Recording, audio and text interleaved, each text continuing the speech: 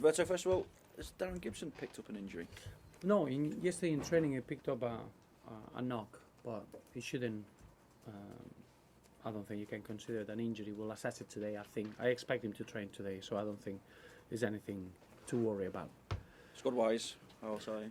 Well, I think the only two injuries that we have is Kevin Mirallas and John Stones, and they both progressing well in their own recovery and their own treatments. We got Brian Oviedo. That is, I expect him to be joining the. He's going to be playing in a practice game. Him and Aruna Kone next week, and everyone else is fit and available for the game. Just with John, we have to look at getting extra cover in January. No. As you can see, we've been performing really well defensively at the back, and obviously centre half position is an area that we are strong with. Phil Jagielka and Antolin Alcaraz, Silvan Distan, and even Tyus Browning. That is already shown that he can play in that position. So I'm very happy with what we got and making sure that we get John fully fit and ready for the second half of the season, which is not a too distant point.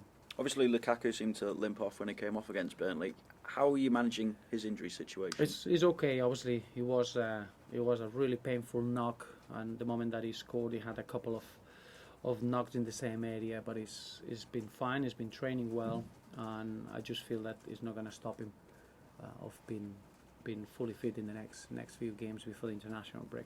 I was going to say, how difficult is it to get him up to full match fitness then if he keeps carrying these knocks? Does he? Well, that happens. I think football is a contact sport, and you're gonna get that. I think Rom is getting stronger game by game, and remember, we are very happy with the squad. We got 23 outfield players that they've been involved this season, and everyone are developing a real strong competitive edge. And all I want is for every player to get the best possible physical condition going into the second half of the season, and I think we are well on the way now with Rom. Obviously, to be able to score 4 goals in the league, it shows you that he's really sharp in front of goal, even though we need to make sure that he peaks physically over the next upcoming weeks, and we need to make sure that he has a very strong second half of the season. You mentioned the strength of the squad though, with Stephen Naismith one booking away from a ban. Is there any concerns there? No. I think the way Stevie plays has been very unfortunate with a couple of bookings going his way, but I don't think that's something that we should pay any attention. Obviously the deadline is the 31st of December. If he picks up another booking, there are enough games just to get rid of that sanction and move on, and he could easily go through the 31st of December without a booking now. It doesn't concern me at all.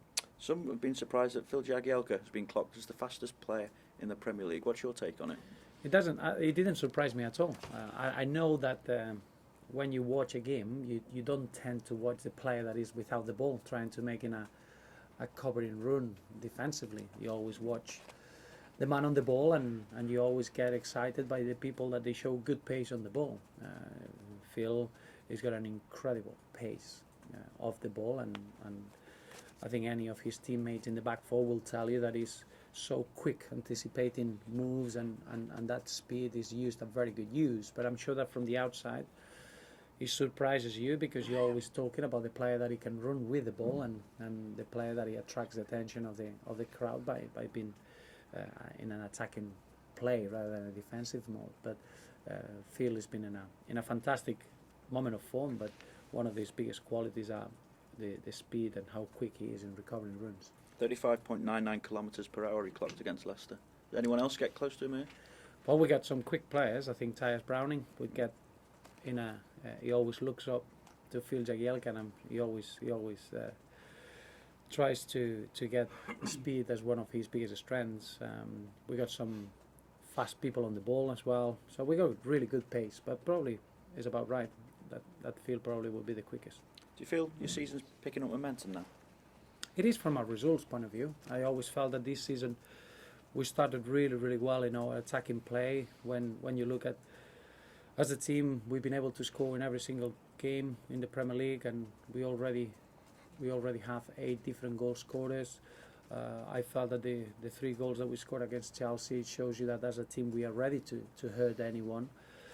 our disappointment was early on in the season. We were a little bit soft defensively, and we conceded goals where affected results. When you get affected in the results, the table will show that, and then probably is a little bit of a negative talk around the team, and understandably so. I think now we a lot tighter, a lot stronger defensively as a side, but we carry on with our attacking threat and the way we've been controlling games. It's been good to get back-to-back wins in the league. It's been good to enjoy very good performances in Europe, and I think that's created a really good platform for our campaign. I do feel the weekend is a massive game for us, because when you play at home, there are games that you have to perform well, and we're taking a very good moment of form, but we all know that playing Swansea is going to be difficult opposition, and we need to probably give a similar level of performance that we had against Aston Villa if we want to get a positive result. So good start of the season, and I think now it's starting to show from a results point of view, but the signs were there all the way through from the beginning. What do you make of Swansea's start as well? They had a bit of a dip, and then obviously back to winning ways against Leicester at the weekend. Well, I think they started really, really well, and because you get full points, then if you get a little bit of a moment that you don't get as many points, you get through that period with ease, and I think that's what happened. Obviously, they had a couple of difficult games when they faced Chelsea. I thought they were very, very good in the first half, and then in the second half they couldn't carry on with their level of the first half. But that happens. This is what you're gonna get in this league. I just think that Swansea, they know exactly what they are and the way they play. They got a strong footballing philosophy that carries them through, and I think Gary is making sure that that's them in every performance that they go into. The technical ability that they have as a team is quite impressive, and then they got players in top form like Sigurdsson and Bonney, and obviously Swansea will always have good wingers that they are good in 1v1 situations like Nathan Dyer, Jefferson Montero, and Wayne Rowledge. So it is a team that I think they rightly so should be competing for the top places in the league. And how do you think Gary's done in making that switch from player to manager? Really good. I said it before that obviously he looks second nature to him. Is very much one person that has got the Swansea City DNA in him as a professional, and I think it's been a real natural transition for him. He's done really well. Followed you as captain there, didn't he? Yes, he did. Yeah. Do you speak to him much? Does he ask for advice from you? No. Obviously, I've got a very good relationship, or a very good feeling towards Gary, because he became my captain when I took over at Swansea, and he was at the back of a very difficult injury. He had the cruciate ligament injury, and it was the end of his contract, and it was important that I would let him know how important it was going to be for the future plans of Swansea City, when at that point it was something that he had to be made a decision, and since that moment it became paramount in everything that I wanted to do in the dressing room. It was very important for the foreign players that we brought in, and he knew exactly how we wanted to build a new footballing philosophy, so he's been there since the beginning really, and he's got really strong leadership qualities, but he's a strong character that he knows how to bring good group dynamics in a football team, and clearly he's got the DNA that football club needs. Did he, I suppose, pay attention to your coaching? Did he look for advice as he was trying to learn as a player, I suppose, is what I'm when he looking for? wins, yeah. When he loses, no, he had nothing to do with my coaching. No, Gary's his own man, and he knows what he wants. He's had a very good career. He's had very good experiences throughout his career, but he's someone that is very much his own man, and he's brought his own ideas into the team. Roberto, you mentioned before about Wilfried Bonney and Gylfi Sigurdsson. Between them, I think they've got 5 goals and 8 assists so far this campaign. What do you make of the pairing of those two? Well, I think they got really good options all over the park, and then obviously those two, they've been the two outstanding footballers. If you wanted this start of the season, Sigurdsson as a number 10, he's got a real good understanding of the space. He's got a good finishing from long distance. He can assist a pass, and I think it seems that they created a very good relationship. Obviously, the wide players of this Swansea side, as I said, they are very important with players that they've been there for a long time, like Nathan Dyer and Wayne Rowledge. But then Jefferson Montero, that is coming really brightly, and Sigurdsson seems to have a good understanding with all of those attacking players. So as a team, they are very much a solid block. They know exactly what they are. They've been mastering a footballing philosophy now for a long, long time, and you're always going to highlight the players that they make the difference in front of goal. And probably clearly now, Wilfred Bony and Sigurdsson are the two players on form, but there are other players that they can do those roles, and you have to be well aware of that. You're looking at from Gomes to Shelby. There are players. You got important players there that they can assist to what Sigurdsson and Bony did so far. But they are the two players on form now. One of your front men was on form last weekend, certainly Samuel Eto'o. I mean, how difficult has he made your job picking the team this weekend? If there was a change of shape or anything like that, I mean, the two goals and the way he took them, they were brilliant, weren't they? They were, but it's not, nothing changes from our point of view. I just see it as to have Samuel Eto'o at our football club is like a gift from the footballing gods. To have someone of his experience is the perfect ingredient for our young players. The way he's been training and he's been working towards getting his perfect fitness peak level has been of the pristine professionalism. And then, as in terms of his finishing qualities and what he brings into the side, is of a player of the highest caliber. It's important as well that we give him the right amount of playing time, because I don't think there are players in the attacking positions that you cannot play the amount of games that we have. But clearly, to see Samuel's performance on Sunday, and not just on Sunday, I think every role that he's had so far has been of a real high standard, and I'm really excited to see how well Samuel can adapt into the second half of the season and finish the season really strong, because his experience and his know-how has been already very important in the European games, for example. But I thought the finishes against Burnley were just to see.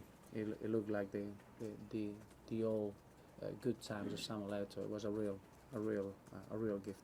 Clearly, he's a very handy player for you to have at your disposal. But what could Everton do for Samuel as well? What is it about this club that could bring the best out in him at this stage of his career? Well, I hope he can enjoy his football, and I think that's the only thing I would work extremely hard to make it happen. I think as a football club, Samuel, he feels excited. He feels really stimulated to be able to show the fans what he can do, to show everyone at the club how he can help.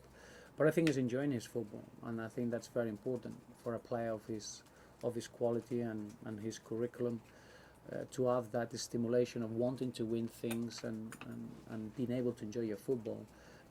That's my only priority. And when I look at Samuel every day, he comes in with real standards. He always wants more work, and then he does it with style, and he does it in a way that everyone can learn from. And that's what I think as Everton we can give to Samuel, a real important chapter in his career where he's got a massive influence to the people around him, but he can really enjoy his football and satisfy his day-to-day work.